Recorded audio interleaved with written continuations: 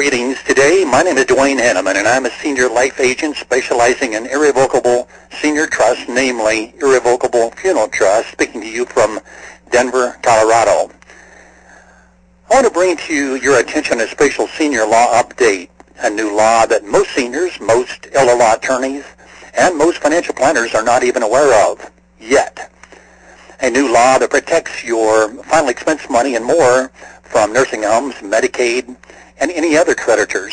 So, without immediate action, the money to fund those final expenses and so on may not be there when you need it, and here's why. The Deficit Reduction Act that was signed into law by President George Bush that became a law in February 2006 really has changed the seniors' eligibility for health care and nursing home assistance for the long-term future. Most seniors who require health care, and up to 50% of us will require health care and nursing home assistance, can rely on government assistance to fund their expenses. The program, however, is based on need, and if you have more than a few $1,000s, you'll have to spend down your assets first before becoming eligible for such assistance. Unfortunately, that means the money that you've set aside to pay for your funeral expenses and so on can be lost if it's not handled correctly. And what's more, you can't beat the system by transferring or gifting any of your money, as any transfers of funds or property made by you within 5 years, 60 months of applying for assistance, this being true in Colorado and in any other state as far as that's concerned. But there is a solution, however, a way to guarantee that the money that you want to set aside for final expenses and more will be there when it's needed. Money that can never be attached by nursing homes or Medicaid or the government, lawyers, or any other creditor. And that solution is setting up a irrevocable funeral trust. But before we talk about that, let's just talk about for a moment the main concerns of seniors today. And some of the main concerns are the death of a loved one, obviously, outliving your money, nursing home confinement in general, failing health and losing one's independence, and the high cost of final expenses. So let's face it, no one wants to think about issues such as death. No one wants to think about that. But somewhere, someplace along the way, someone will have to make those decisions. What kind of funeral? Who's going to pay for it? Who will make those decisions?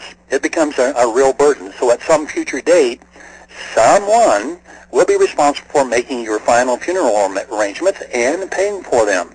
Who will it be? How will it pay for your funeral? Unfortunately, today, funeral expenses are just skyrocketing like everything else. 10 years ago, an average funeral nationwide was about $4,000.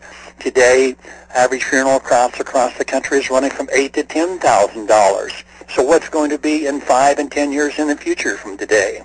And you know what? If you spend down your life savings down to the $2,000 to become eligible for Medicaid and nursing home assistance, then you have no funds remaining to pay for your final expenses. So it's just time that a person has to make some decisions that will affect their life positively.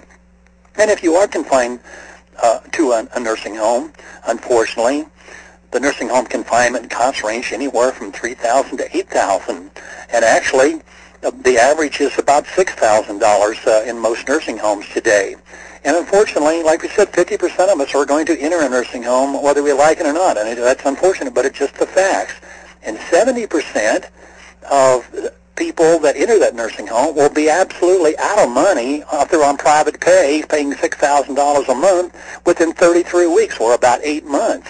And that's pretty frightening. And further on that point, 7 out of 10 couples, married couples if you will have one or the other spouse within a nursing home. So it is a major situation.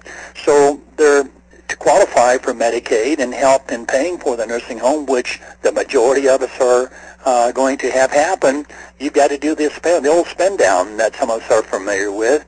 And when you get your money spent down to a certain level, then you can qualify for Medicaid.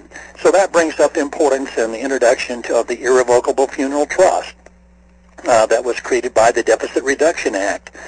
And frankly, it's a blessing and a curse to seniors today. The blessing is the seniors can legally set aside $12,500 into this new irrevocable trust, and whatever they need to pay for their final expenses can be drawn out of that $12,500, and the remaining money that's left over then would go to their beneficiaries. But this creates a legal safe haven from Medicaid, nursing homes, attorneys, and other creditors. That's the blessing part, that you can set that aside today. The curse is the new look-back rule. It is now 60 months instead of the original 36 months, meaning that seniors can't gift away or transfer funds or property without being subject to potential penalties when applying for assistance. And that is just the way it is today. But now that you have the information and the knowledge and the solution, and you are not in a crisis situation, doesn't it just make sense to take advantage of the things that we've just discussed? If you're 65 years and older and you want to learn more about how to take advantage of these issues without any cost or obligation to you whatsoever, you can receive information on this new lawful way to reduce your assets while still being eligible for nursing home assistance and more. So why wait until it's too late? Call me today. Call Dwayne Henneman here in Denver at 800-220-0468. 800-220-0468. And oh, by the way, life insurance agents and elder law attorneys, financial planners also need to give me a call to be able to best serve your senior clients. And let me just close with this. You know what? No one knows the future, so why not plan for the worst and hope for the best? Thanks for listening, and we look forward to talking to you soon.